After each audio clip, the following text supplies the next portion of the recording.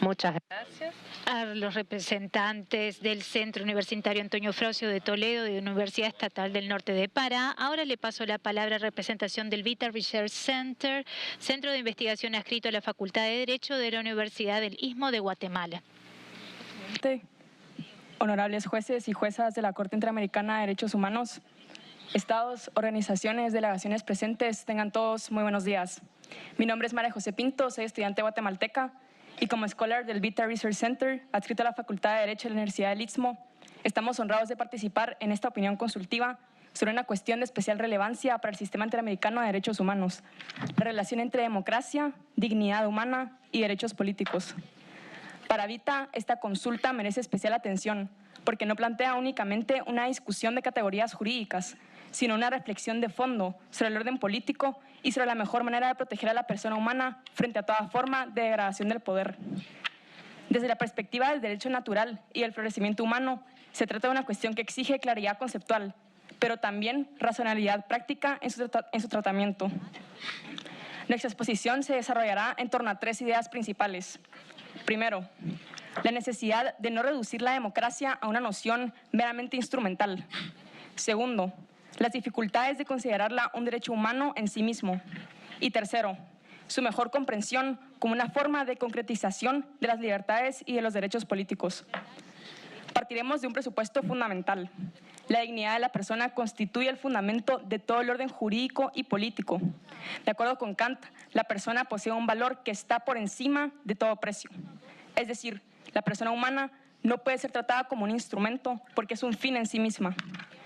Desde esa premisa, los derechos fundamentales no pueden entenderse como simples concesiones del Estado, como bien afirma el jurista Ángel Gómez Montoro. Son derechos esenciales de la persona, anteriores al Estado e indisponibles para él. Asimismo, el filósofo del derecho Javier Herbada sostiene que en la dignidad del hombre se contiene el fundamento de todo derecho. Esto significa que la legitimidad del poder político no depende únicamente de su origen formal, la voluntad de la mayoría o de la eficacia institucional. Prosiguiendo con el primer punto, la democracia no debe entenderse únicamente como un medio. Con frecuencia se afirma que la democracia es un medio para alcanzar el desarrollo social, político o económico, o para facilitar la vigencia de los derechos humanos. Sin embargo, reducirla a una lógica instrumental termina debilitando su naturaleza jurídica y política. Un medio es aquello que sirve para la consecución de un fin, pero la democracia no puede ser vista simplemente como una herramienta neutra, porque en el orden constitucional constituye una forma de gobierno, es decir, una manera específica de organización del poder y de la comunidad política. En Guatemala esta concepción se encuentra consagrada en el artículo 140 de su Carta Magna, que establece que el sistema de gobierno es republicano, democrático y representativo. La democracia, por tanto, no es un mecanismo contingente, sino un principio estructural que organiza el acceso al poder, la representación política y el control del ejercicio de la autoridad. Por esto, como advertía Herbada, la democracia es nombre de forma de gobierno, forma, no contenido. La relevancia de la democracia radica en la manera en que organiza y limita el ejercicio del poder, y no únicamente en los resultados que eventualmente pueda producir. Ahora bien, afirmar que la democracia no debe agotarse en una noción instrumental no implica desconocer que la democracia favorece la protección de los derechos. Aunque constituye un marco para su promoción y defensa, no puede entenderse como una garantía infalible de protección. Su valor no reside únicamente en esa utilidad, sino en ser una forma política cuya legitimidad depende de su orientación al bien común y a la dignidad humana. Abordaremos ahora el segundo punto. Honorables jueces y juezas, mi nombre es David de la Rosa, abogado guatemalteco y miembro de Vita. A partir de lo expuesto en el primer punto y habiendo establecido que la democracia no se agota en una dimensión meramente instrumental, surge entonces la pregunta de si la democracia puede ser considerada un derecho humano. En sentido jurídico estricto y siguiendo la explicación de Gómez Montoro, los derechos humanos son derechos subjetivos especiales. Un derecho subjetivo presupone la existencia de ciertos elementos estructurales para que sean considerados como tal. En primer lugar, todo derecho humano supone un titular identificable. Una persona es titular de la libertad de expresión, del derecho de asociación o del derecho al voto. La democracia, en cambio, no pertenece de manera directa e individual a una persona determinada. Se trata más bien de una forma de organización de la comunidad política en su conjunto. En segundo lugar, todo derecho requiere un contenido determinado. La libertad de expresión protege la emisión y difusión de ideas. El sufragio protege una forma específica de participación política. La democracia, en cambio, comprende un conjunto complejo de elementos: elecciones libres, pluralismo político, deliberación pública y participación ciudadana, entre otros, tal y como está regulado en los artículos 23, 16 y 13 del Pacto de San José. Por su propia amplitud, su contenido no presenta la delimitación característica de un derecho subjetivo autónomo. En tercer lugar, los derechos se ejercen como facultades individuales. Una persona ejerce su libertad de expresión o su derecho a votar. La democracia, sin embargo, no se ejerce como una facultad separada. Surge del ejercicio conjunto de múltiples derechos y libertades dentro de una comunidad políticamente organizada. A ello se añade la cuestión de la exigibilidad jurídica. Los derechos fundamentales pueden reclamarse directamente frente al Estado. Una persona puede exigir el respeto de su derecho al voto o su libertad de asociación, pero esa lógica no se traslada con la misma claridad a la democracia considerada en abstracto. Ante los tribunales, lo que normalmente se reclama son los derechos concretos que hacen posible la vida democrática, no la democracia como una pretensión autónoma. Algo similar ocurre con el deber correlativo. A cada derecho corresponde una obligación específica. En el caso de la democracia, en cambio, no encontramos un único deber estatal, sino una pluralidad de obligaciones: garantizar elecciones libres, proteger la libertad de expresión y proteger la representatividad.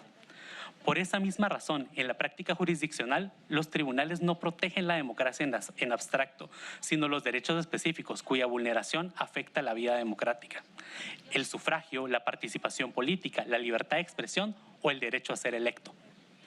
Es decir, no consiste en un derecho autónomo, sino como una forma de organización política dentro de la cual los derechos y otras libertades fundamentales pueden y deben realizarse efectivamente para que exista una correspondencia plena con el sistema político pretendido por la comunidad. En consecuencia, más que designar un derecho autónomo a la democracia en sentido propio, es más preciso afirmar que el Pacto de San José protege directamente los derechos políticos y las libertades fundamentales.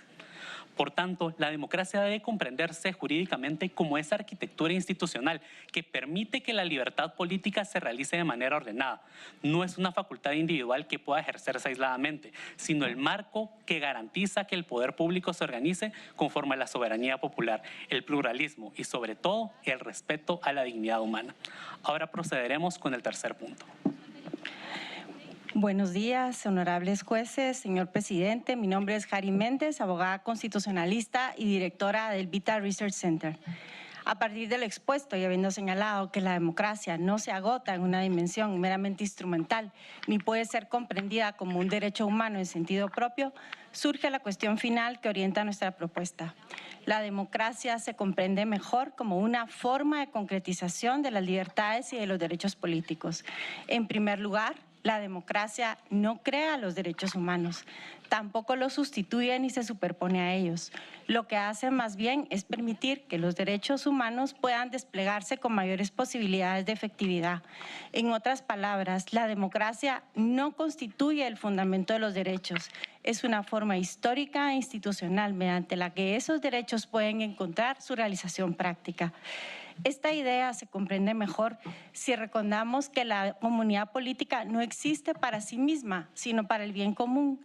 Democracia y derechos políticos son claramente diferenciables. Los derechos políticos son prerrogativas jurídicas exigibles.